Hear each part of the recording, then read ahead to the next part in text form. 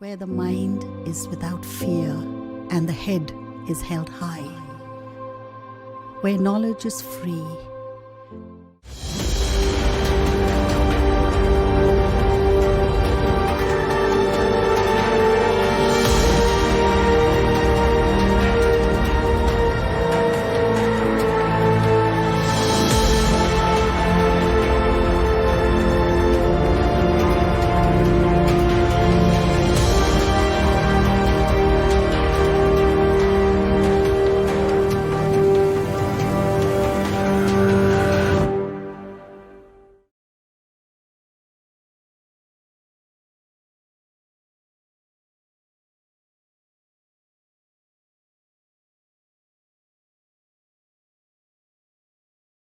প্রিয় ছাত্রছাত্রী,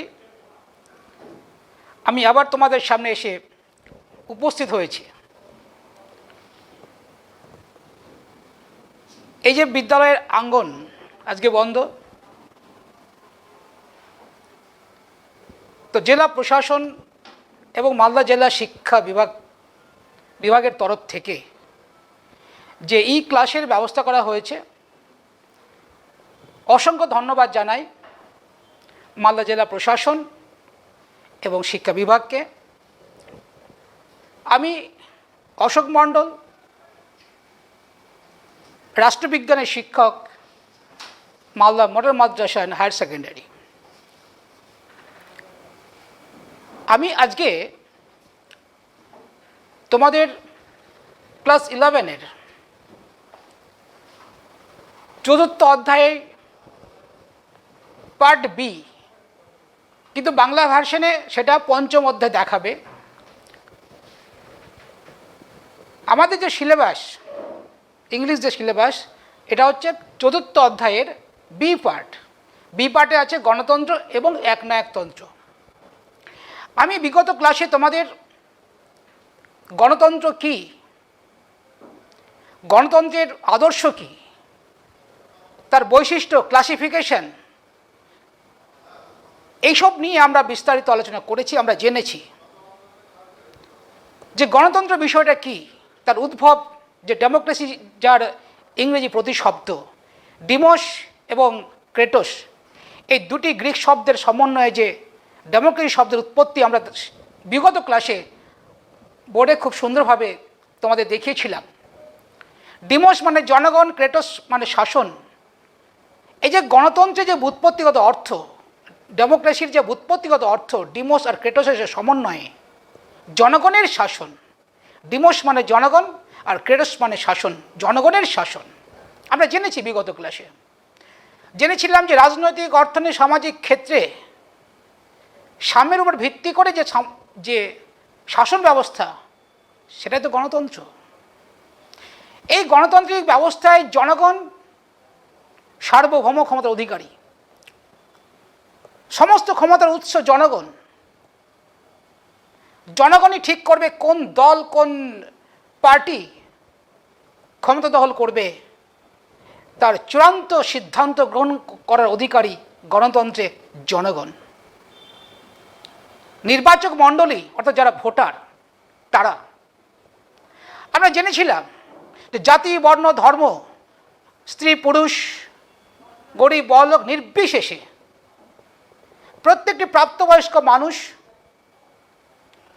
যা নির্বাচনের মধ্য দিয়ে সরকারের প্রশাসনিক কাজে প্রত্যক্ষ বা পরোক্ষভাবে অংশগ্রহণ করার যে প্রক্রিয়া, সেটাই গণতন্ত্র। আমরা বলেছিলাম যে আব্রাহাম লিঙ্কনের সংজ্ঞাটা বিগত ক্লাসে আমরা বলেছিলাম যে government of the people, by the people, for the people. যে জনগণের জন্য, জনগণের দ্বারা পরিচালিত জনগণের সরকার। অবস্থা, পদমর্যাদা দিক থেকে মানুষ যাই হোক না কেন, অবস্থা যাই থাক না কেন মানুষের, প্রত্যেকে সমমর্যাদার অধিকারী।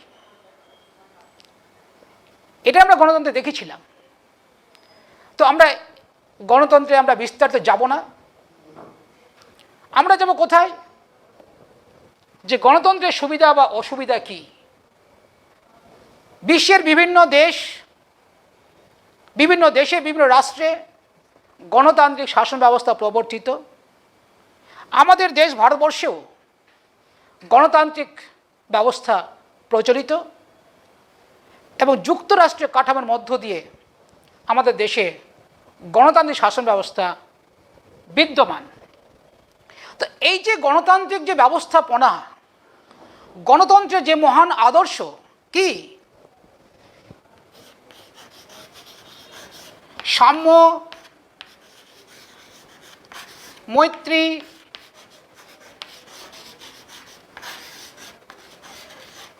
স্বাধীনতা,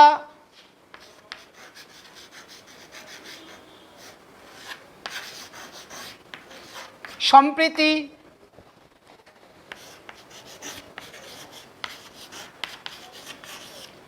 সহিষ্ণুতা,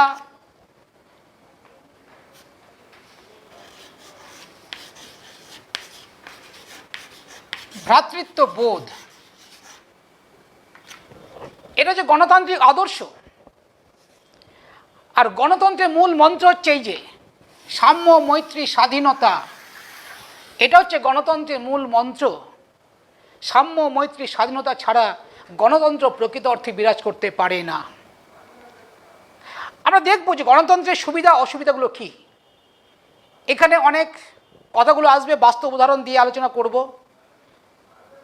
বিতর্ক করার জন্য নয় বা কোনো সরকারকে ছোট করার জন্যও নয়, তোমাদের স্বার্থে, তোমাদের বোঝানোর স্বার্থে অনেকগুলো উদাহরণ আসবে, বাস্তব উদাহরণ।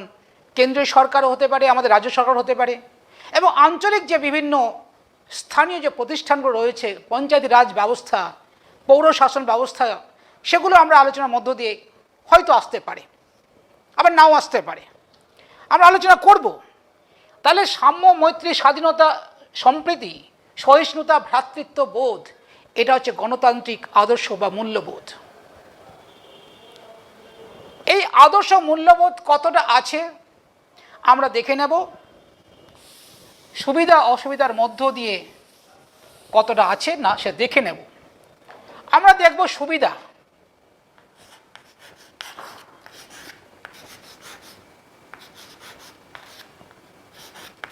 বা পক্ষে যুক্তি। বিভিন্ন রাষ্ট্রবিজ্ঞানী গণতন্ত্রের ধারা, গণতন্ত্রের যুক্তি দিতে গিয়ে বিভিন্ন রাষ্ট্রবিজ্ঞানীদের মধ্যে মতপার্থক্য দেখা দিয়েছে। জেস Mill, John Stuart Mill, Bentham, Tocqueville, Barker, Bryce, Laski, এরা গণতন্ত্রের পক্ষে। এরা কি বলেছেন? যে গণতান্ত্রিক শাসন ব্যবস্থা হচ্ছে সর্বশ্রেষ্ঠ শাসন ব্যবস্থা, এর কোনো বিকল্প হতে পারে না।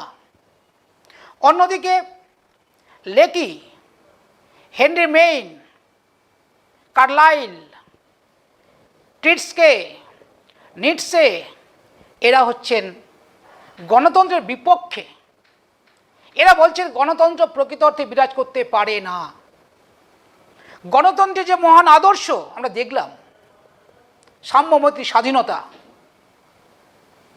এটা বিরাজ করতে পারে না। কারণ মানুষ স্বার্থপর, মানুষ ক্ষমতালোভী, মানুষ আত্মকেন্দ্রিক, মানুষ দলীয় মনোভাবাপন্ন, দলীয় সংকীর্ণতা উঠতে পারে না। তাই এরা গণতন্ত্রের বিপক্ষে গেছেন। আমরা দেখি প্রথম যুক্তিটা কি। গণসার্বভৌম,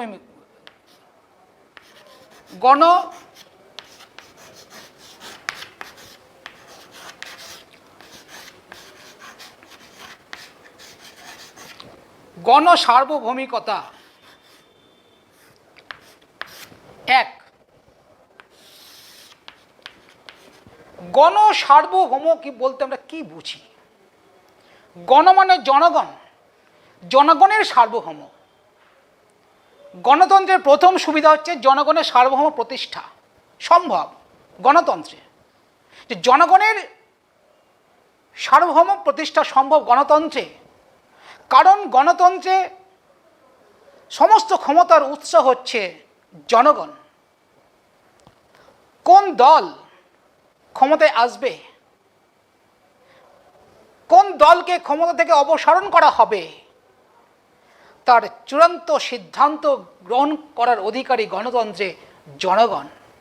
জনগণ এই সরকারকে পরিবর্তন করতে পারে এবং আন্তর্জাতিক ক্ষেত্রে রাষ্ট্র কোন কোন সিদ্ধান্ত গ্রহণ করবে, যদি সেটা দেশের পক্ষে মঙ্গল না হয়, তাহলে পরবর্তী নির্বাচনে জনগণ সেই সরকারকে ছুঁড়ে ফেলে দেবে। তার মানে গণসার্বভৌমিকতা প্রতিষ্ঠিত। এখানে এইরূপ গণতন্ত্রে শাসক বর্গ যদি সে কেন্দ্র হোক, রাজ্য হোক, বিভিন্ন দেশের শাসক বর্গ যদি অপদার্থ হয়, শাসক বর্গ যদি দুর্নীতি পরায়ণ হয়, জনগণের স্বার্থ বিরোধী কাজকর্মে লিপ্ত হয়, দুর্নীতিগ্রস্ত হয়, তাহলে পরবর্তী নির্বাচনে জনগণ তার যোগ্য জবাব দেবে এবং সরকারকে ক্ষমতাচ্যুত করবে। তাহলে গণতন্ত্রে জনগণের অসীম ক্ষমতা রয়েছে, অর্থাৎ গণতন্ত্রে জনগণের সার্বভৌমিকতা সুপ্রতিষ্ঠিত। আইনের দ্বিতীয় হচ্ছে কি,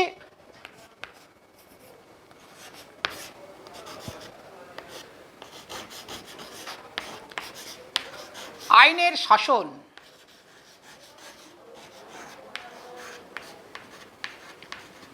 আইনের শাসন গণতন্ত্রের আরেকটি যুক্তি হচ্ছে, পক্ষে যুক্তি হচ্ছে কি বা সুবিধা হচ্ছে কি, আইনের শাসন প্রতিষ্ঠা একমাত্র গণতন্ত্রে সম্ভব।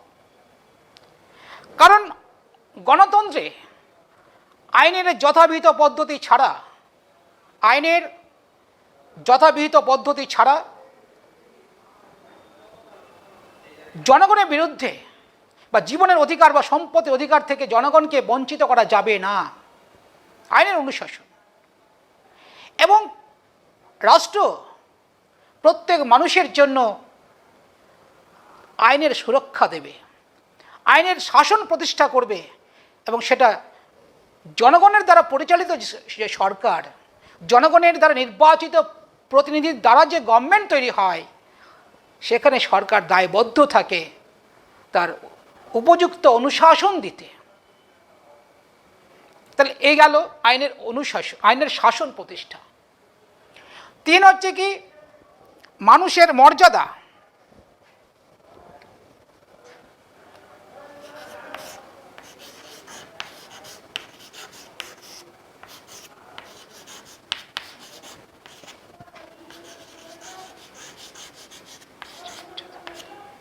মানুষের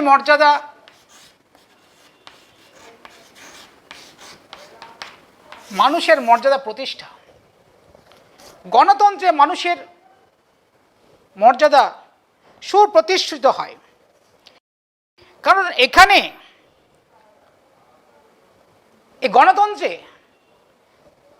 যেহেতু মানুষের একটা রায়দানের একটা ভূমিকা থাকে, গণতন্ত্র যেহেতু সংখ্যা গরিষ্ঠের শাসন, যেহেতু ক্ষমতায় টিকে থাকা না থাকা জনগণের উপর নির্ভরশীল, সেহেতু গণতন্ত্রে জনগণ খুব মর্যাদার আসনে আসেন।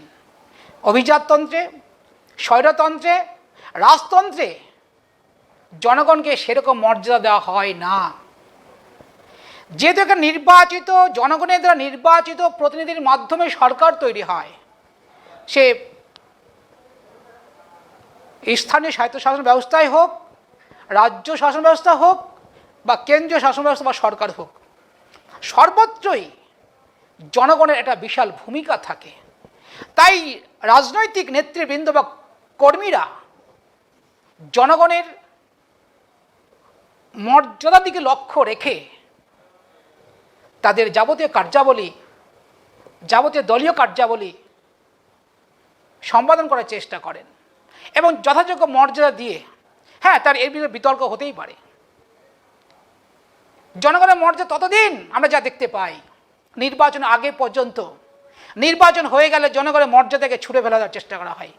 তবে এটাও আবার ঠিক যে জনগণের মর্যাদা যদি দিতে না শেখে যে কোনো সরকার, যে কোনো দলেরই হোক না কেন, তাহলে জনগণ সেই সরকারকেও ছুঁড়ে ফেলে দেবে। অতএব মর্যাদার সাথে গণতন্ত্রে জনগণকে বিচার করা হয়। এরপরে হচ্ছে স্বাধীন ও নিরপেক্ষ বিচার বিভাগ। 4,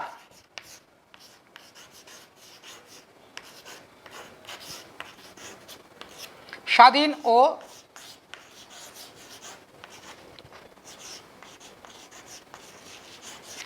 নিরপেক্ষ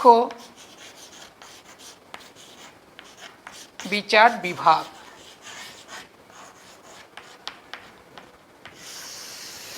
স্বাধীন ও নিরপেক্ষ বিচার বিভাগ একটা গণতন্ত্রের পক্ষে যুক্তি।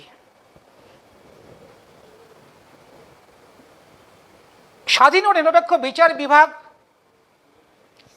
হচ্ছে গণতন্ত্রের একটা অন্যতম সুবিধা। কি গণতন্ত্রে আইন বিভাগ, শাসন বিভাগ, এই দুটি বিভাগ থেকে, ওই দুটি বিভাগের প্রভাব থেকে মুক্ত রেখে স্বাধীন ও নিরপেক্ষ বিচার বিভাগ প্রতিষ্ঠা করা হয় একমাত্র গণতন্ত্রে। আইন বিভাগ বা শাসন বিভাগ বিচার বিভাগের প্রতি কোনো রকমভাবে হস্তক্ষেপ করতে পারবে না। এর ফলে জনগণ তার ন্যায়ের বিচার পাবে। তো এই গণতন্ত্রে যেহেতু স্বাধীন ও নিরপেক্ষ বিচার বিভাগ থাকে, একেবারে আইন এবং শাসন বিভাগের প্রভাব মুক্ত, এই ক্ষেত্রে জনগণের ন্যায় পরায়ণতা, জনগণের স্বার্থ সুরক্ষিত, জনগণের যে বিচার তা সুনিশ্চিতভাবে বিচার বিভাগ রায়দানের মাধ্যমে কার্যকর করে তুলতে পারে। এবং শুধু তাই নয়, মানুষের অধিকার রক্ষার জন্য, মানুষের মৌলিক কর্তব্য রক্ষার জন্য এবং সংবিধান ব্যাখ্যাকর্তা হিসেবে বিচার বিভাগ তার সমস্ত রায়দান করে থাকেন।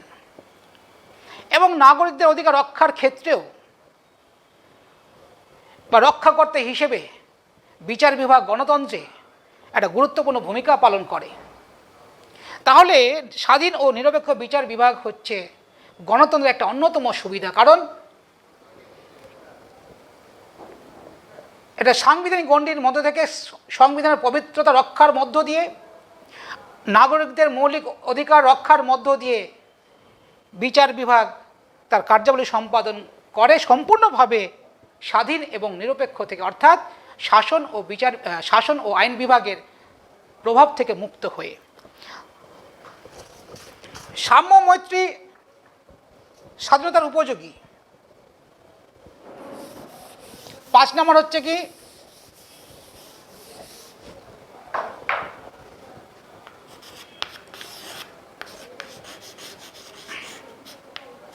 সাম্য, মৈত্রী ও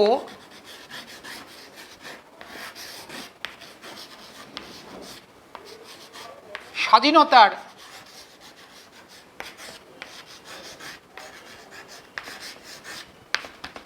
উপযোগী। সাম্য, মৈত্রী, স্বাধীনতার উপযোগী গণতন্ত্রের আরেকটি সুবিধা। একমাত্র গণতান্ত্রিক রাষ্ট্রে জাতি, বর্ণ, ধর্ম, স্ত্রী, পুরুষ, গরিব, বড়লোক নির্বিশেষে আইনের চোখে সকলে সমান। গণতান্ত্রিক রাষ্ট্র ব্যবস্থায় আইনের চোখে সকলে সমান এবং আইন কর্তৃক সকলে সমানভাবে রক্ষণাবেক্ষণ পাবে।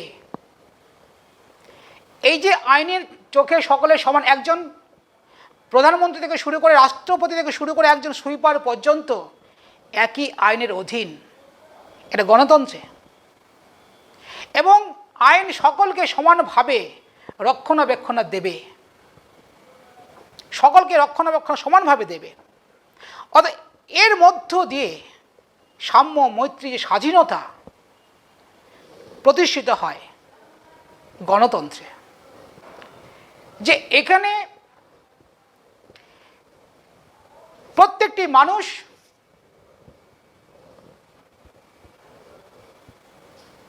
নিজ নিজ ক্ষেত্রে সম্পূর্ণ স্বাধীনভাবে কাজ করবে, পারস্পরিক সহযোগিতার ভিত্তিতে কাজ করবে, মৈত্রীর বন্ধনে আবদ্ধ হবে।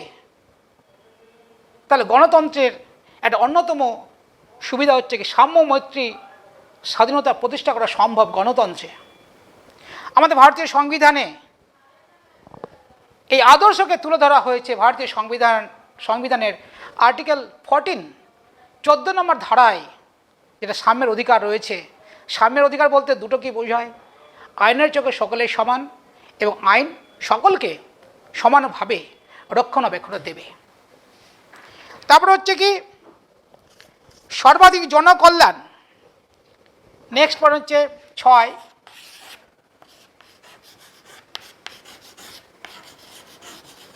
সর্বাধিক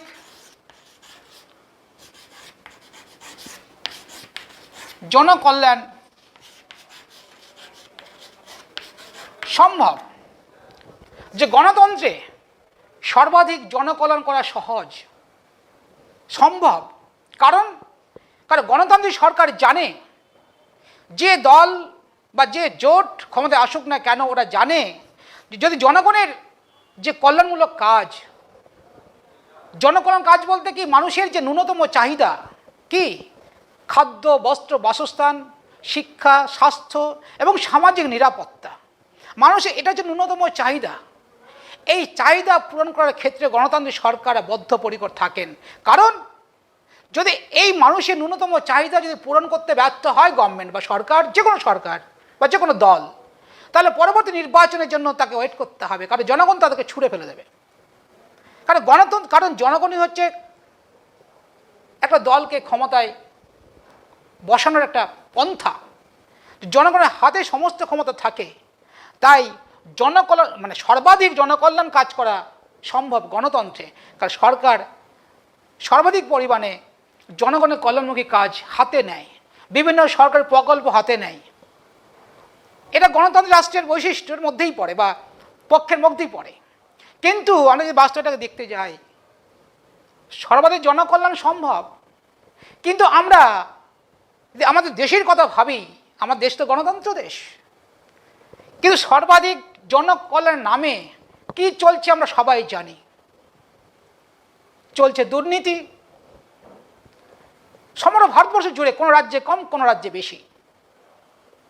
মানুষের টাকাকে আত্মসাৎ, মানুষের যে কল্যাণার্থে যেগুলো প্রকল্পমূলক যে টাকা পয়সা আসে, সেই টাকাগুলোর মধ্যে বিভিন্ন কাটমানি,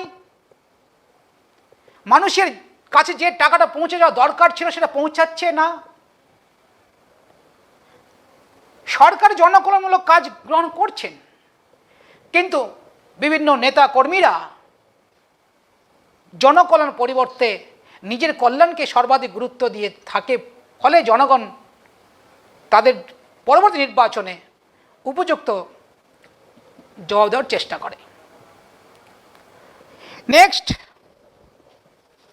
আমরা দেখে নেব যে রাজনৈতিক চেতনার বিস্তার। 7 নম্বর, রাজনৈতিক চেতনার বিস্তার।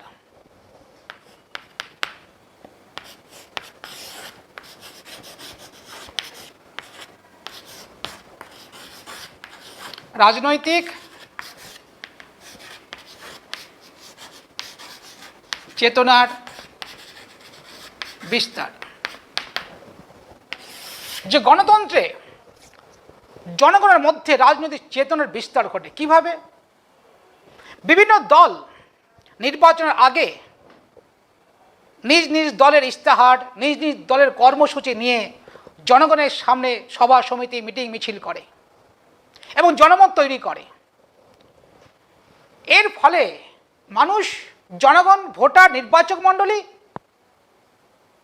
বিভিন্ন দলের বক্তব্য শোনে, প্রত্যক্ষভাবে কোনো সভা সমিতিতে গিয়ে হোক বা বিভিন্ন মিডিয়ার মধ্য দিয়ে হোক, সবটা শোনে। শোনার পরে নিজের মতামতটাকে ঠিক করে, তাদের মধ্যে নিজের রাজনৈতিক শিক্ষার বিস্তার ঘটায় যে কোন দলের বক্তব্য ভালো বা কোন দলের বক্তব্যের মধ্যে কতটা জল, কতটা দুধ মিশে আছে। তারা ভালো মন্দ বিচার করতে শেখে, যে মিথ্যা প্রতিশ্রুতি, অন্যায় প্রতিশ্রুতি, বাকচটুতা, মিষ্টিভাষী, এইসব তারা বুঝতে পারে। এর ফলে তারা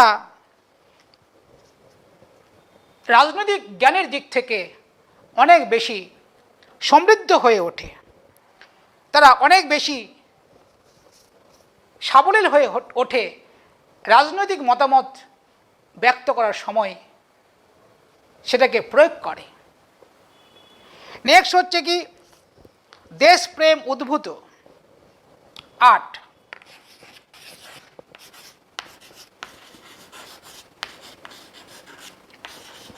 দেশপ্রেম জাগ্রত বা উদ্ভূত। দেশপ্রেম জাগ্রত হয় গণতন্ত্রে। কেন? যে গণতান্ত্রিক ব্যবস্থায় জনগণ, সমস্ত জনগণ রাজনৈতিক প্রক্রিয়ায় অংশগ্রহণ করে। গণতান্ত্রিক শাসন সংখ্যাগরিষ্ঠের শাসন, সংখ্যাগরিষ্ঠের মতামত নিয়েই সরকার তৈরি হয়। এই সংখ্যাগরিষ্ঠ জনগণ সরকারের সাথে সহযোগিতা করে, সরকারকে টিকে রাখার চেষ্টা করে।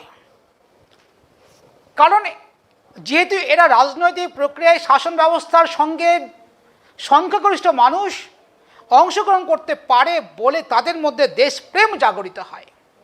আর এই দেশপ্রেম জাগরিত হওয়ার ফলে তাদের মধ্যে জাতীয়তা বোধ তৈরি হয়, এবং এই জাতীয়তা বোধ তৈরির মধ্য দিয়ে একটা আন্তর্জাতিক বোধের বিকাশ ঘটবে প্রকৃত গণতন্ত্রে। এর ফলে আন্তর্জাতিক শান্তির পথ প্রশস্ত হওয়ার সম্ভাবনা থাকে গণতন্ত্রে। নেক্সট হচ্ছে স্বৈরাচারিতা রোধ। 9 নম্বর,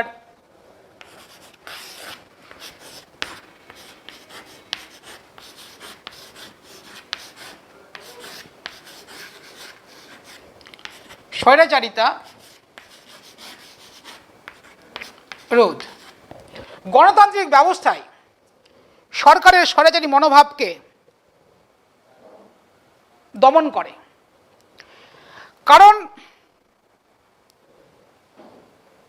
যেহেতু গণতন্ত্র সংখ্যাগরিষ্ঠের মতের ভিত্তি তৈরি হয়, গণতান্ত্রিক শাসন কাঠামো তৈরি হয় সর্বাধিক বা সংখ্যাগরিষ্ঠ মানুষের মতামতের ভিত্তিতে, সংখ্যাগরিষ্ঠ জনমতের ভিত্তিতে, তাই সরকার জনমতকে ভয় পায়।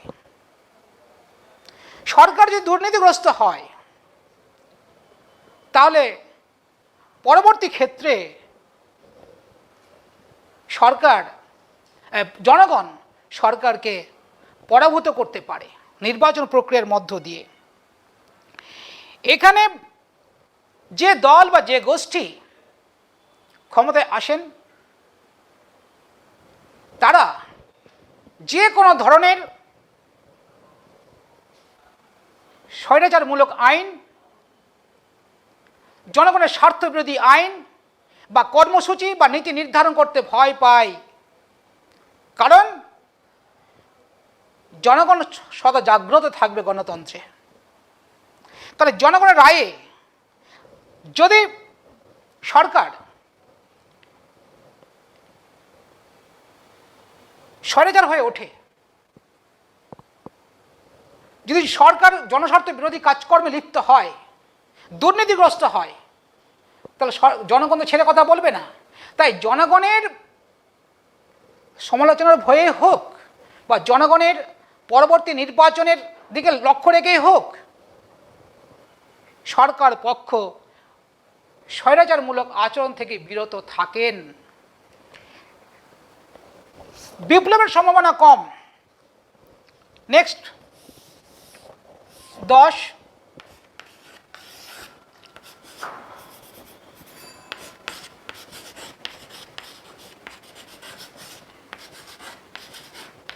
বিপ্লবের সম্ভাবনা কম।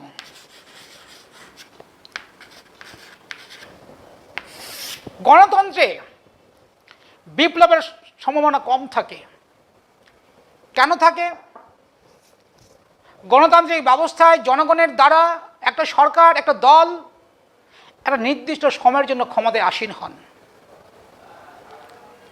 এমন নয় যে যে দলকে ক্ষমতা দেওয়া হলো সে দীর্ঘমেয়াদী শাসন করবে, তা নয়। কারণ গণতন্ত্রের নির্দিষ্ট সময় অন্তর নির্বাচন হয়। কোনো দেশে 4 বছর, কোনো দেশে 5 বছর, আমাদের দেশে 5 বছর অন্তর নির্বাচন হয় প্রত্যেকটা ফেজে, স্তরে। তো এর ফলে সরকার যদি অন্যায় আচরণ করেন, জনগণের স্বার্থ বিরোধী নিয়ম নীতি তৈরি করেন, জনগণের স্বার্থ বিরোধী সিদ্ধান্ত গ্রহণ করেন, তাহলে জনগণ বিপ্লব নয়, জনগণ শান্তিপূর্ণভাবে ব্যালটের মধ্য দিয়ে সরকার পরিবর্তন করতে পারেন। তাই এখানে বিপ্লবের সম্ভাবনা থাকে না, শান্তিপূর্ণভাবে সরকারকে পরিবর্তন করে থাকেন। এবং যে দল ক্ষমতায় থাকেন একটা নির্দিষ্ট সময়ের জন্য থাকেন, পরবর্তী নির্বাচনে তাকে আবার নির্বাচনী ময়দানে অবতীর্ণ হতে হয়, নির্বাচনী প্রতিদ্বন্দ্বিতায় অবতীর্ণ হতে হয়। এতক্ষণ দেখলাম আমরা গণতন্ত্রের সুবিধা। এবারে আমরা দেখব গণতন্ত্রের অসুবিধাটা।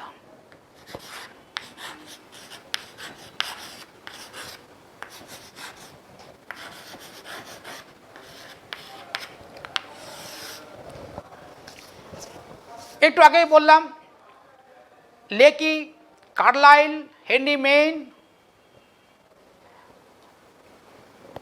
ফাগুয়ে, নিটসে, টেস্কে প্রমুখ রাষ্ট্রবিজ্ঞানী এরা গণতন্ত্রের বিপক্ষে। এরা বিপক্ষে বিভিন্ন যুক্তি দিয়েছেন। যেমন এক কি অজ্ঞ ও অশিক্ষিতের শাসন ও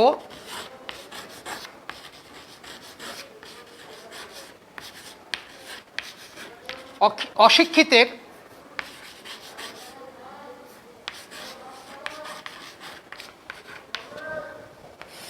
অজ্ঞ ও অশিক্ষিতের শাসন, এটা যে গণতন্ত্রের একটা বিপক্ষে যুক্তি। অজ্ঞ অশিক্ষিতের শাসন কেন? যে জনগণ মানে যে কোনো শাসন ব্যবস্থার ভিত্তি কি? যে কোনো শাসন ব্যবস্থার ভিত্তি হচ্ছে শাসক বর্গের দক্ষতা, যোগ্যতা, বুদ্ধিমত্তা এবং দূরদর্শিতা। যে কোনো শাসন ব্যবস্থার ভিত্তি হচ্ছে শাসক বর্গের এই গুণগুলো থাকতে হবে। কিন্তু গণতন্ত্রে সংখ্যাগরিষ্ঠ মানুষ অজ্ঞ, অশিক্ষিত। তাহলে এদের দ্বারা নির্বাচিত সরকার, নির্বাচিত জনগণের প্রতিনিধি সে অনুরূপ চরিত্র সম্পন্নই হতে পারে, হওয়ার চান্স থাকে। এর ফলে অক্ষম ও অশিক্ষিতের শাসকে রূপান্তরিত হবে গণতন্ত্র। কারণ জনগণের বেশিরভাগ অংশ অশিক্ষিত, অজ্ঞ, আর এদের দ্বারা নির্বাচিত হয় জনগণের প্রতিনিধি। তাহলে সেই একই অনুরূপ চরিত্র সম্পন্ন হবে। সেই জন্য ব্যঙ্গ করে বলেছেন কার্লাইল যে government of the fool, by the fool and for the fool. Government of the fool, by the fool, for the fool. আমরা কি জেনেছিলাম? Government of the people, by the people, for the people. জনগণের দ্বারা, জনগণের জন্য, জনগণের দ্বারা পরিচালিত জনগণের শাসন গণতন্ত্র। ব্যঙ্গ করে কি বলেন কার্লাইল? কি বললেন? Government of the fool, by the fool, for the fool. মূর্খদের দ্বারা, মূর্খদের জন্য, মূর্খদের দ্বারা পরিচালিত মূর্খদের শাসন। এত বড় ব্যঙ্গ করলেন রাষ্ট্রবিজ্ঞানী কার্লাইল। এটা মূর্খদের শাসন রূপান্তরিত হয় গণতন্ত্র। 2, নৈতিক অবনতি।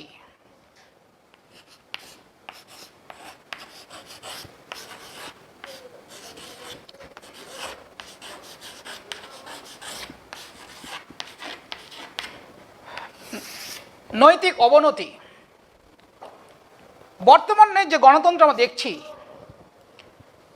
একটা গণতন্ত্রের ক্ষেত্রে দেখা দিচ্ছে নৈতিক অবনতি। নির্বাচক মণ্ডলীর অর্থাৎ ভোটারদেরও, প্রত্যেকের নয়, একটা অংশের, এবং যারা নির্বাচিত হচ্ছেন বা নির্বাচনে যারা প্রার্থী, তাদের মধ্যেও দেখা দিচ্ছে নৈতিক অবনমন।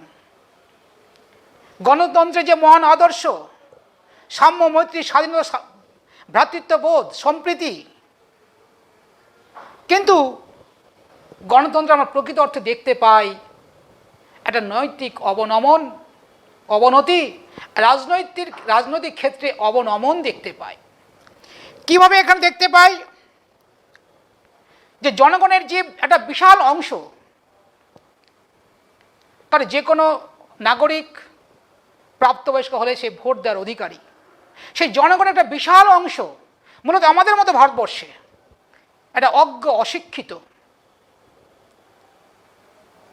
এই অজ্ঞ অশিক্ষিতদের যে রাজনৈতিক জ্ঞানের প্রয়োজন তাদের থাকে না, থাকার কথাও না, হয়তো কারো কারো থাকে। এটা সংখ্যাগরিষ্ঠ মানুষ যেখানে অজ্ঞ, অশিক্ষিত, তাদের মধ্যে যে রাজনৈতিক জ্ঞান থাকা দরকার সেটা থাকে না, অনেক ক্ষেত্রে থাকে না। এই অজ্ঞতার সুযোগ নিয়ে, এই অশিক্ষিতের সুযোগ নিয়ে কিছু রাজনৈতিক নেতৃবর্গ বা রাজনৈতিক নেতৃবর্গ বা রাজনৈতিক কর্মীরা সেই অজ্ঞতার, সেই অশিক্ষিতের সুযোগ গ্রহণ করে বাক চটুলতা, বাকপটুতা, ধূর্ততা, মিথ্যা প্রতিশ্রুতি, এইসব মানুষকে এরা বাক্যবাণে জর্জরিত করে। এরা মানুষকে বিভ্রান্ত করে ক্ষমতাকে পকেটজাত করে। শুধু তাই নয়, এরা নির্বাচনী আগে এই রাজনৈতিক নেতৃবর্গের বা কর্মীবৃন্দের এতটা অবনতি ঘটে গেছে যে নির্বাচনী মুহূর্তে, নির্বাচনের আগে বিভিন্ন ধরনের উৎকোচ দেয় জনগণকে। সেটা অর্থ হতে পারে, বিভিন্ন দ্রব্য সামগ্রী হতে পারে। ভোটের আগে এই যে, শুধু তাই নয়, আমরা খুব দেখতে পাই যখন স্থানীয় স্তরে নির্বাচন হয়, মূলত গ্রাম পঞ্চায়েতের ক্ষেত্রে যে নির্বাচনগুলো হয়, গ্রাম পঞ্চায়েতের যে নির্বাচনের 3টা ফেজ আমাদের ভারতবর্ষে, গ্রাম পঞ্চায়েত, পঞ্চায়েত সমিতি, জেলা পরিষদ। ভোটের বা নির্বাচনের 1 মাস, 1.5 মাস, 15 দিন আগে থেকে ঢালাও মাছ, মাংস, আরও কত কি ছোট বড় চলে মাসখানেক ধরে। কিন্তু সব শ্রেণীর মানুষ কিন্তু সেখানে যায় না। একটা শ্রেণীর মানুষ সেখানে গিয়ে ভিড় করে এবং তাদের পক্ষে ভোট দান দিয়ে চলে আসে। কিছু বিনিময়ে এরা উৎকোচ গ্রহণ করে। এই যে একটা রাজনৈতিক অবনমন, গণতন্ত্রে এটা কোথাও বলা হয়নি। শুধু তাই নয়, রাজনৈতিক অবনমনের ক্ষেত্রে আজকে সর্বত্র দেখা দিচ্ছে দলীয় সহিষ্ণুতা নেই। সরকার পক্ষ, বিরোধী পক্ষ যে মর্যাদা পারস্পরিক যে দেখাবে, সেই ক্ষেত্রেও মানসিকতার, উন্নত মানসিকতা বা উৎকর্ষ মানসিকতা হ্রাস পেয়েছে। আজকে নীতি বিগড়িত কাজ হচ্ছে নির্বাচনের আগে। এটা গণতন্ত্র চাইনি। কত বড় গণতন্ত্র মানুষকে ক্ষতি করে এই জায়গায় নীতি বিগড়িত কাজ হচ্ছে। দুর্নীতি হচ্ছে বিভিন্ন জায়গায়, নীতি বিগড়িত কাজ হচ্ছে। সরকার পক্ষ তার প্রশাসনকে কাজে লাগাচ্ছে এবং প্রশাসনিক ক্ষেত্রে, নির্বাচনী ক্ষেত্রে প্রচুর অর্থ ব্যয় করে। নীতি বিগড়িত গণতন্ত্র নৈতিক অবনতির ক্ষেত্রে বিভিন্ন রাজনৈতিক দল, বিভিন্ন কর্মীর মধ্যে একটা নীতি বিগড়িত একটা মনোভাব সৃষ্টি হচ্ছে বা দেখা যাচ্ছে। আজকে নির্বাচন আগে বিভিন্ন দলের কর্মী খুন হচ্ছে। কেন? গণতন্ত্র এটা সাপোর্ট করে না। কোন রাজ্যে কম, কোন রাজ্যে বেশি। আমাদের পশ্চিমবঙ্গে এই কিছুদিন আগে দেখলাম বিভিন্ন দলের কর্মীরা খুন হলো, পরশুদিন খুন হলো একটা পশ্চিমবঙ্গের মনীষ শুক্লা নামে একজন দলীয় নেতার। সে কোনো দলের হোক না কেন, সে রুলিং পার্টি হতে পারে, অপোজিশন পার্টি হতে পারে, কিন্তু একটাও খুন হবে না। গণতন্ত্র এটা চায় না। কিন্তু গণতন্ত্রের বিপক্ষে এটাই হচ্ছে বিশাল বড় একটা যুক্তি, যে নৈতিক অবনতি। শুধু তাই নয়, আমরা যারা গণতন্ত্র প্রতিষ্ঠার যজ্ঞে সামিল হই, আমরা যে গণতন্ত্র প্রতিষ্ঠার যজ্ঞে সামিল হই, যারা ভোট কর্মীরা, তারা পর্যন্ত খুন হয়। গণতন্ত্রটা কতটা নিচে নেমে গেছে কিছু মানুষের হাত ধরে, শুধু ক্ষমতার লোভে, দলীয় রাজনীতির স্বার্থে একটা ঘৃণ্য পাশবিক আচরণ করতেও দ্বিধাবোধ করে না। এমন জায়গায় একটা অবনতি চলে এসছে রাজনীতির ক্ষেত্রে, অর্থাৎ নৈতিকতার কোনো স্থান নেই গণতন্ত্রে। তারপরে হচ্ছে কি 3,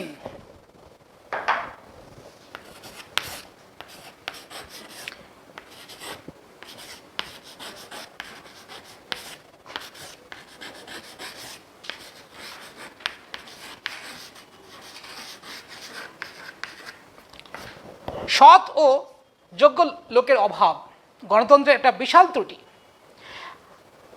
আজকে গণতন্ত্র বলতে দলীয় গণতন্ত্র, দলীয় রাজনীতি। এই দলীয় রাজনীতির ক্ষেত্রে যারা সৎ, যারা যোগ্য, তারা আজকে এই স্থান পান না, বা এই সমস্ত ব্যক্তিরা গণতন্ত্র থেকে মুখটা ফিরিয়ে নেন, নিজেকে ঘরবন্দি করেন। কারণ সৎ যোগ্য ব্যক্তিদের কোনো সম্মান থাকে না গণতন্ত্রে কোনো কোনো ক্ষেত্রে।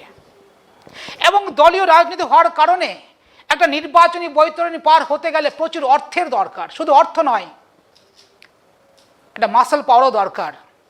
যারা সৎ, যারা যোগ্য মানুষ, তাদের কাছে তারা অর্থ এবং মানি পাওয়ার বা মাসল পাওয়ার না থাকার কারণে এরা নির্বাচনী লড়াইয়ে অবতীর্ণ হতে চান না। যদি এই সৎ যোগ্য মানুষরা যে নির্বাচনে না আসে, তাহলে তো যা হওয়ার তাই তো হবে, যা হচ্ছে আমরা দেখতে পাচ্ছি। তারপর হচ্ছে শিল্প সাহিত্য বিরোধী। 4,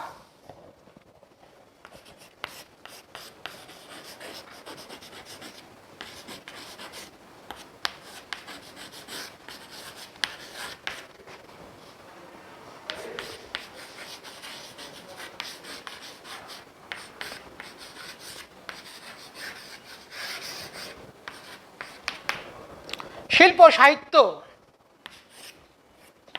বিজ্ঞান বিরোধী হচ্ছে গণতন্ত্র।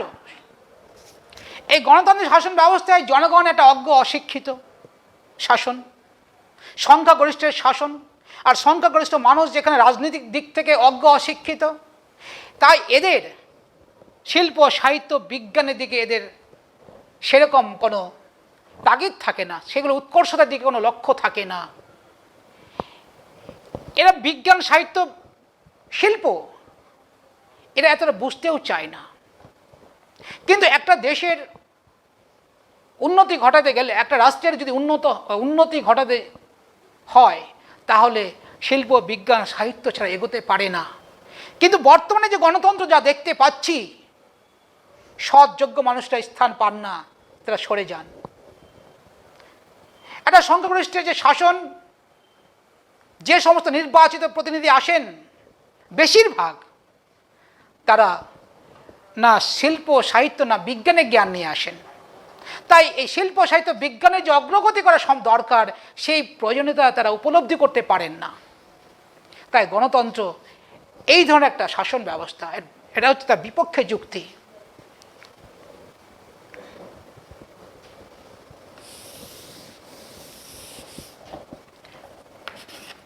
পাঁচ,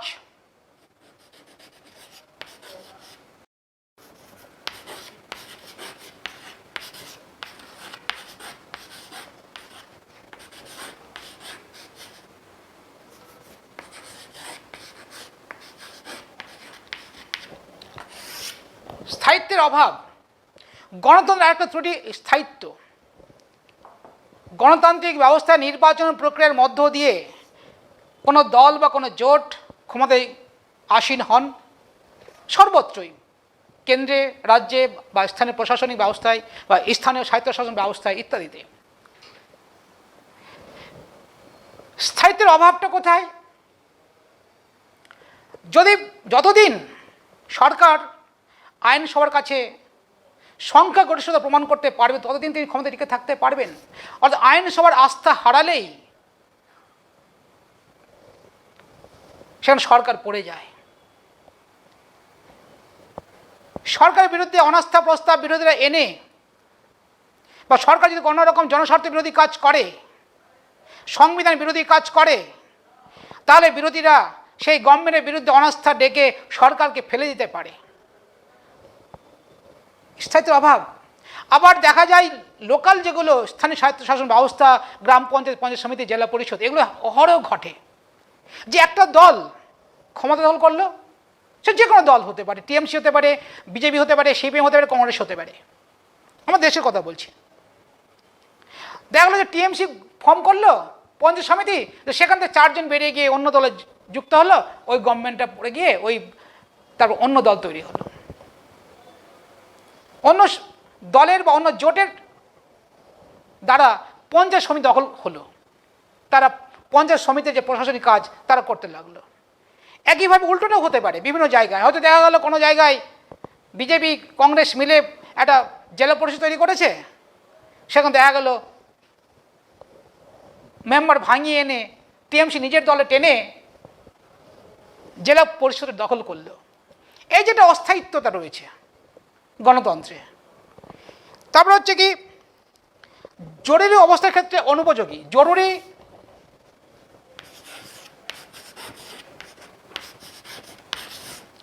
জরুরি অবস্থার ক্ষেত্রে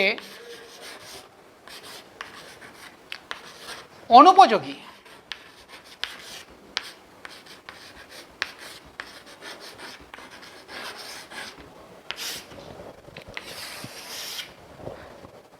যে জরুরিকালীন ভিত্তিতে গণতন্ত্রে দ্রুত সিদ্ধান্ত নেওয়া যায় না। যদি হতে পারে বহি আক্রমণ, যুদ্ধ ঘোষণা বা যুদ্ধের মতো পরিস্থিতি বা অভ্যন্তরীণ কোনো গোলযোগ যদি দেখা দেয়, তো সরকার সেই ক্ষেত্রে দ্রুত সিদ্ধান্ত নিতে গেলে একটা অযথা আলাপ আলোচনার জন্য একটা সময়ের অযথা অপচয় করতে হয়। এছাড়া গুরুত্বপূর্ণ কোনো সিদ্ধান্ত গ্রহণ করতে গেলে আইনসভায় তর্ক বিতর্ক অনুষ্ঠিত হয়, তারপরে ভোটাভুটি হয়। তো এই যে কোনো গুরুত্বপূর্ণ সিদ্ধান্ত গ্রহণ করতে গেলে একটা দীর্ঘ প্রক্রিয়া লাগে। তো দ্রুত সিদ্ধান্ত গ্রহণ করার ক্ষেত্রে গণতন্ত্রে যে বিস্তারিত আলাপ আলোচনা, তর্ক বিতর্ক অনুষ্ঠিত হয়, তাতে করে যারা বিপক্ষে যুক্তি দিয়েছেন এরা বলেছেন যে একটা অযথা সময়ের অপচয় ঘটে এবং জরুরি ভিত্তিতে কোনো সিদ্ধান্ত গ্রহণ করতে পারে না। নেক্সট পয়েন্ট হচ্ছে কি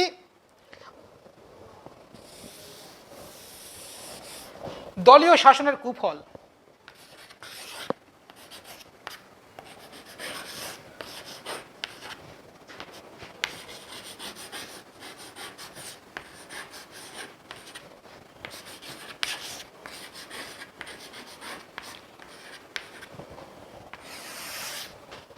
কি 6 হচ্ছে দলীয় শাসনের কুফল। যে গণতন্ত্র হচ্ছে একটা দলীয় ব্যবস্থার নামান্তর, একাধিক দল থাকে। এই একাধিক দলের মধ্যে কি হয়, যে কুফলটা আমরা দেখতে পাই, যে একাধিক দলের মধ্যে যে সহিষ্ণুতার অভাব দেখা দেয়। এরা পারস্পরিক দ্বন্দ্বে লিপ্ত হয়, সংঘর্ষে লিপ্ত হয়, এমনকি রক্তপাত পর্যন্ত ঝরে। এটা দলীয় শাসনের কুফল। এবং যে দল গভর্নমেন্টে রয়েছেন সেই দল পুনরায় ক্ষমতায় আসার জন্য সমস্ত রকম প্রয়াস চালিয়ে যান। সেখানে যদি মানুষকে খুন করতে তাও সেটা করতেও দ্বিধাগ্রস্ত হন না, পিছু পা হন না। যে দল যে ক্ষমতায় রয়েছেন সেই দল পুনরায় ক্ষমতা আসার জন্য তার প্রশাসন যন্ত্রকে ব্যবহার করেন এবং সরকারি অর্থকেও ব্যবহার করেন। এরা দলীয় ব্যবস্থা শাসনের কুফল, দলীয় শাসনের একটা কুফল দেখা দেয় গণতন্ত্রে। নেক্সট যে 7 নম্বর হচ্ছে কি,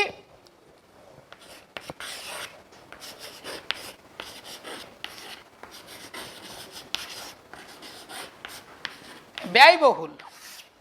সাধারণত হচ্ছে ব্যয়বহুল। গণতান্ত্রিক ব্যবস্থা হচ্ছে একটা ব্যয়বহুল, একটা বিশাল ত্রুটি। যে গণতান্ত্রিক ব্যবস্থায় যে নির্বাচনগুলো অনুষ্ঠিত হয়, বিভিন্ন নির্বাচন, সেই নির্বাচনের জন্য প্রচুর খরচ হয় সরকারের তরফ থেকে, যা জনগণেরই টাকা, অর্থ। বিভিন্ন নির্বাচন, কেন্দ্র সরকার তৈরির জন্য নির্বাচন, রাজ্য সরকার তৈরি করার জন্য নির্বাচন, এবং লোকাল সেলফ গভর্নমেন্ট, তার জন্য যে নির্বাচন, এই নির্বাচনের ক্ষেত্রে একটা ব্যাপক অর্থের অপচয় ঘটে। আবার এই অর্থ, নির্বাচনী কার্যে যে ব্যয়, অর্থ ব্যয় হয়, বিভিন্ন দেশে কী নিয়ম আছে জানি না, আমাদের ভারতবর্ষে এর অডিট হয় না। তাহলে একটা বিশাল পরিমাণ অর্থ অপচয় হওয়ার সম্ভাবনা থাকে গণতান্ত্রিক ব্যবস্থায়।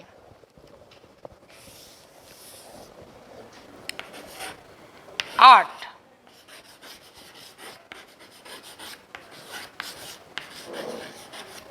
আমলাতন্ত্রের ত্রুটি। যে আমলাতন্ত্র, আমরা এর আগে আমলাতন্ত্র বলতে যে সরকারের উচ্চপদস্থ আধিকারিকগণ, এটা অরাজনৈতিক অংশ, এ রাজনীতিতে অংশগ্রহণ করেন না, কিন্তু রাজনৈতিক সিদ্ধান্ত ব্যবস্থাকে পরিবর্তন করতে করেন, বা বিভিন্ন সিদ্ধান্ত গ্রহণ করার ক্ষেত্রে বিভিন্ন মন্ত্রক ওয়াইজে যে মন্ত্রীগুলো থাকেন তাদেরকে পরামর্শ নির্দেশ দেন। তা আমলা বলতে বোঝায় বিভিন্ন উচ্চ পদস্থ সরকারি আধিকারিক, সচিব, শাসন ব্যবস্থায় যুক্ত যারা স্থায়ী অরাজনৈতিকভাবে অভিজ্ঞ নিরপেক্ষ যে উচ্চ পদস্থ সরকারি কর্মচারী, তারাই হচ্ছে আমলা। এবং তাদের দ্বারা পরিচালিত যে শাসন ব্যবস্থা তাকে বলে আমলাতন্ত্র। ক্লাস 12-এ আছে, পড়বে তোমরা। তো এই যে আমলাতন্ত্রের ত্রুটি কীরকম, যে গণতন্ত্র যেহেতু সংখ্যাগরিষ্ঠের শাসন, অজ্ঞ অশিক্ষিতদের দ্বারা নির্বাচিত কিছু প্রতিনিধি, তাদের যে রাজনৈতিক জ্ঞানের দরকার সেই জ্ঞানটা তাদের থাকে না। তখন বাধ্য হয়ে ওইসব জনগণের নির্বাচিত প্রতিনিধিরা বাধ্য হয়ে কী করেন, এই আমলাদের উপর নির্ভরশীল হন। তখন এই আমলারা তাদের দ্বারা তাদেরকে প্রভাবিত করতে পারে, তাদের উপরে চাপ সৃষ্টি করতে পারেন, এবং আমলাতন্ত্রের যে শাসন ব্যবস্থা হওয়ার যে দরকারটা ছিল, যে প্রয়োজনটা ছিল, সেক্ষেত্রে আমরা ত্রুটি দেখতে পাবো। মূলত আমলাতন্ত্রের ত্রুটি বললে ভুল হবে, এই আমলাতন্ত্রের প্রাধান্য বৃদ্ধি কথা লিখলে ভালো হয়, যে আমলাতন্ত্রের প্রাধান্য বৃদ্ধি।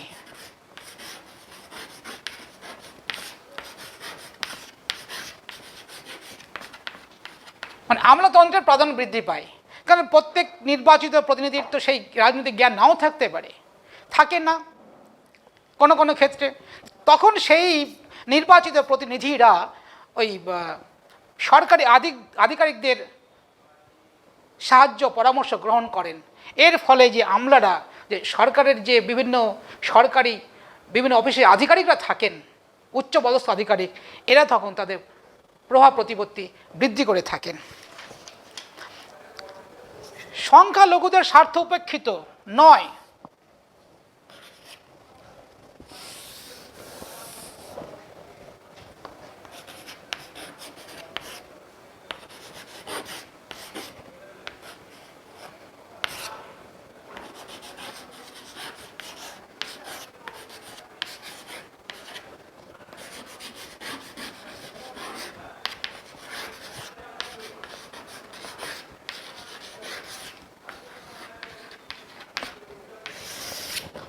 সংখ্যালঘুদের স্বার্থ উপেক্ষিত কিভাবে? যেহেতু গণতন্ত্র সংখ্যাগরিষ্ঠের শাসন, তাই সংখ্যালঘিষ্ঠ জনগণ কোনো দেশের তাদের দ্বারা নির্বাচিত প্রতিনিধি সংখ্যা থাকে না বললেই চলে। বা সংখ্যালঘুরা তাদের সংখ্যার দ্বারা প্রতিনিধি নির্বাচিত করে আইনসভায় পাঠাতে পারেন না, ব্যর্থ হন। এর ফলে কি হয় যে সংখ্যালঘুদের স্বার্থ সুরক্ষিত করার জন্য তাদের যে বিভিন্ন দাবি দেওয়া আকাঙ্ক্ষা এগুলো পার্লামেন্টে বা আইনসভায় তুলে ধরার জন্য কেউ থাকে না। তাই গণতন্ত্র যেহেতু সংখ্যাগরিষ্ঠের শাসন, সেহেতু সংখ্যালঘুর যারা থাকে যে কোনো রাষ্ট্রে তাদের নির্বাচিত প্রতিনিধির সংখ্যা থাকলেও সেটা খুবই কম বা না থাকার সম্ভাবনা বেশি। তাহলে সংখ্যালঘুদের স্বার্থ উপেক্ষিত হয় গণতন্ত্রে। গণতন্ত্র মূলত আমরা একটা উপসংহার টানতে পারি, বর্তমানে গণতন্ত্র হচ্ছে একটা পুঁজিবাদের দুর্গ। পুঁজিবাদের দুর্গ। গণতন্ত্রের যে আদর্শ সাম্য, মৈত্রী, স্বাধীনতা, ভ্রাতৃত্ববোধ, সম্প্রীতি আজকে আমরা আমাদের দেশে দেখতে পাই না। আমার দেশে দেখতে পাই না। একটা দলীয় ব্যবস্থার তো কুফল তো রয়েছে, একটা ধর্মান্ধতা রয়েছে, ধর্মীয় সংকীর্ণতা রয়েছে, জাতপাতের রাজনীতি, এইসবের মধ্য দিয়ে গণতন্ত্র যে সাফল্যের মাত্রায় পৌঁছানো দরকার ছিল তা হচ্ছে না। কারণ দলীয় সংকীর্ণতার ঊর্ধ্বে উঠতে পারছে না বিভিন্ন দল। ধর্মীয় আবেগকে কাজে লাগিয়ে নির্বাচনী বৈতরণী পার হওয়ার একটা জায়গা তৈরি করে। ধর্মীয় ভেদাভেদ, জাতিগত ভেদাভেদ মানুষের মধ্যে একটা সৃষ্টি করে দিয়ে ক্ষমতা দখলের একটা চেষ্টা, যা গণতন্ত্রের পক্ষে মারাত্মক। কারণ রাজনীতিকে ধর্ম থেকে বিচ্যুত না রাখলে সেটা গণতন্ত্রের পক্ষে একটা ভয়ঙ্কর, একটা মারাত্মক, একটা দেশের পক্ষে। তাই সব সময় যারা গণতন্ত্রের কারবারি, যারা ক্ষমতায়, যারা জনগণ দ্বারা নির্বাচিত হন, তাদের উচিত সমস্ত রকম সংকীর্ণতা, ধর্মান্ধতা, গোড়ামির ঊর্ধ্বে উঠে প্রকৃত অর্থে জনগণের নেতা হয়ে উঠতে হবে। নেতা মানে সেবক, প্রকৃত সেবক হয়ে উঠতে হবে। কিন্তু আমরা বাস্তবে যা দেখতে পাই, আমরা প্রকৃত নেতা দেখতে পাচ্ছি না। আমরা কী পাই? নেতা পাচ্ছি। নেতা নেতা মানে ন্যাকড়া। জলকে যেমন জলের মধ্যে ন্যাকড়া দিয়ে দেওয়া হয়, জলটাকে শুষে নেওয়া হয়, তেমনি বেশিরভাগ আজকের জনগণের প্রতিনিধিরা নেতার ভূমিকা অবতীর্ণ না হয়ে নেতার ভূমিকায় অবতীর্ণ হচ্ছে। তাদের উচিত, তোমাদের উচিত, তোমরা যারা আজকে পড়াশোনা করছো, আগামী দিনে তোমরা জনগণের প্রতিনিধি কেউ না কেউ হবে। তোমাদের খেয়াল রাখতে হবে সমস্ত রকম সংকীর্ণতা, দলীয় সংকীর্ণতা, আঞ্চলিক সংকীর্ণতা, প্রাদেশিক সংকীর্ণতা, ধর্মীয় সংকীর্ণতা, জাতগত সংকীর্ণতা, সমস্ত রকম সংকীর্ণতার ঊর্ধ্বে উঠে প্রকৃত অর্থে একজন রাজনৈতিক বা জনগণের প্রতিনিধি হিসেবে নিজেকে প্রতিষ্ঠা করতে হবে। এরপরে আমরা আজকে নতুন টপিকে যাব, যে গণতন্ত্রের সাফল্য কোন কোন বিষয়ের উপর নির্ভরশীল।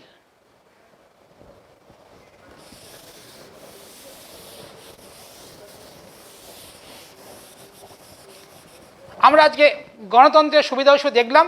দ্বিতীয় ইউনিট ওখানে দেখব আমরা যে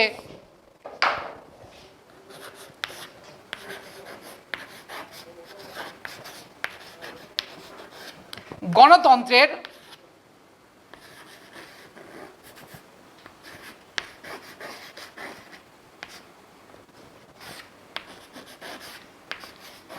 সাফল্যের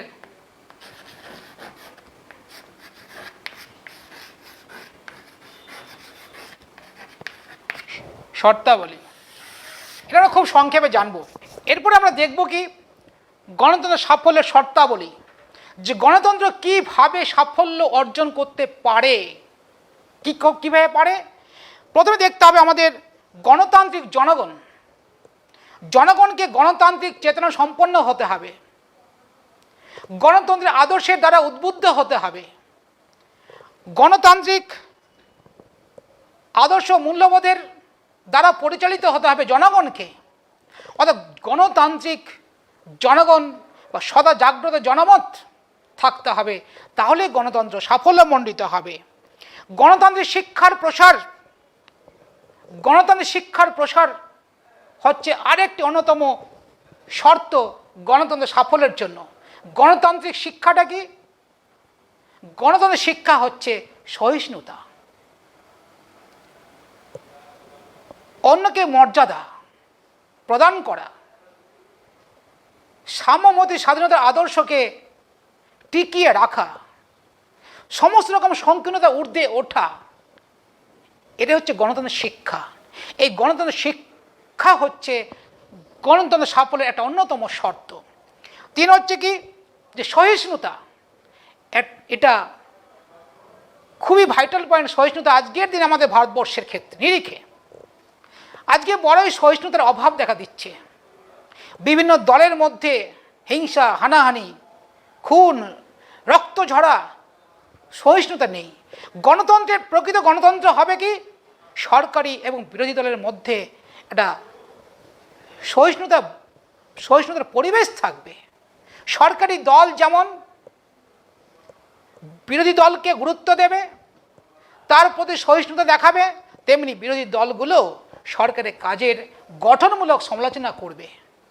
শুধু বিরোধিতার নামে বিরোধিতা করলে হবে না, একটা সহিষ্ণুতার বোধ থাকতে হবে। মূলত আজকের দিনে ভারতবর্ষের ক্ষেত্রে বা আমাদের রাজ্যের ক্ষেত্রে একটা ধর্মীয় অসহিষ্ণুতার পরিবেশ গড়ে উঠেছে। এর ঊর্ধ্বে উঠতে হবে, তাহলে গণতন্ত্র সাফল্যমণ্ডিত হবে। শক্তিশালী বিরোধী দল, এটা হচ্ছে আরেকটি অন্যতম শর্ত।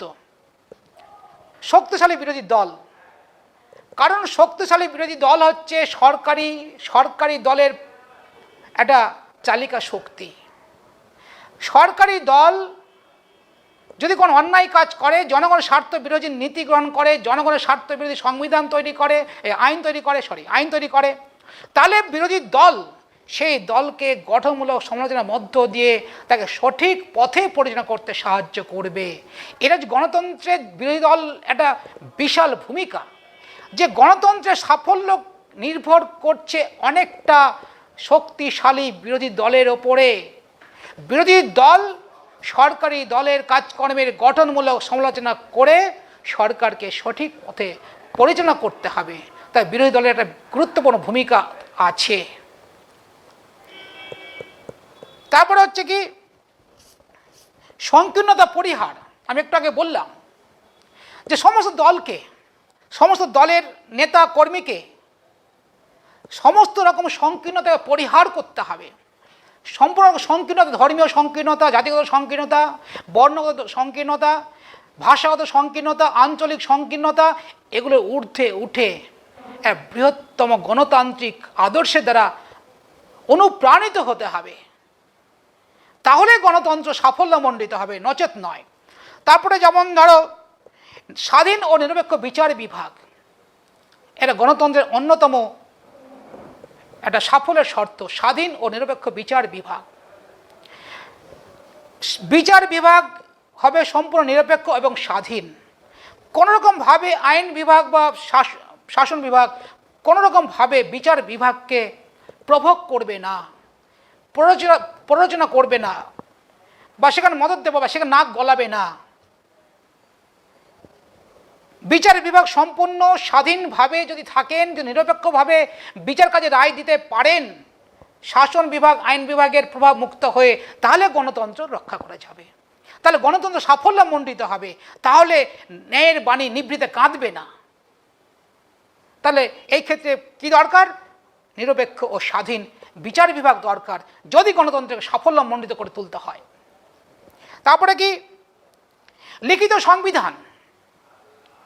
লিখিত সংবিধানটা কি, যে যদি সংবিধান লিখিত আকারে থাকে, তাহলে সরকার তার পরিধি জানতে পারবে, পরিধি সম্পর্কে সজাগ থাকবে, এবং সরকারের কি করণীয় তার সাংবিধানিক গণ্ডির মধ্য থেকে যাবতীয় কার্যাবলী সম্পাদন করবে। গণতান্ত্রিক ব্যবস্থা যদি যুক্তরাষ্ট্র কাঠামো থাকে, তাহলে রাজ্য এবং কেন্দ্রের মধ্যে ক্ষমতাকে সুস্পষ্টভাবে বন্টন করে দেওয়া থাকবে যদি সংবিধান লিখিত হয়। এবং লিখিত সংবিধান হলে জনগণ তার অধিকার, তার কর্তব্য এবং সরকারের কাজের সীমাটা কত দূর তা জনগণ বুঝতে পারবে। অতএব লিখিত সংবিধান হলে গণতন্ত্র সাফল্যমণ্ডিত হতে পারবে। ক্ষমতার বিকেন্দ্রীকরণ ঘটাতে হবে। ক্ষমতা কোনোভাবেই একটা জায়গায় বা কেন্দ্রীকরণ ঘটবে না। অর্থাৎ ক্ষমতাকে একটা গ্রামীণ স্তর পর্যন্ত ছড়িয়ে দিতে হবে। সেন্ট্রাল থেকে রাজ্য, রাজ্য থেকে গ্রামীণ, অর্থাৎ গ্রামীণ স্বায়ত্ত শাসন ব্যবস্থাকে ঢেলে সাজাতে হবে, যাতে গ্রামের মানুষ, সমস্ত মানুষ যাতে রাজনৈতিক ক্ষেত্রে অংশগ্রহণ করতে পারে, রাষ্ট্র ব্যবস্থার সঙ্গে যুক্ত হতে পারে, এই ব্যবস্থাটা করতে হবে। তাই পঞ্চায়েত ব্যবস্থাকে আরও কেন্দ্রীয় সরকার, রাজ্য সরকারের প্রভাব থেকে মুক্ত রেখে প্রকৃত অর্থে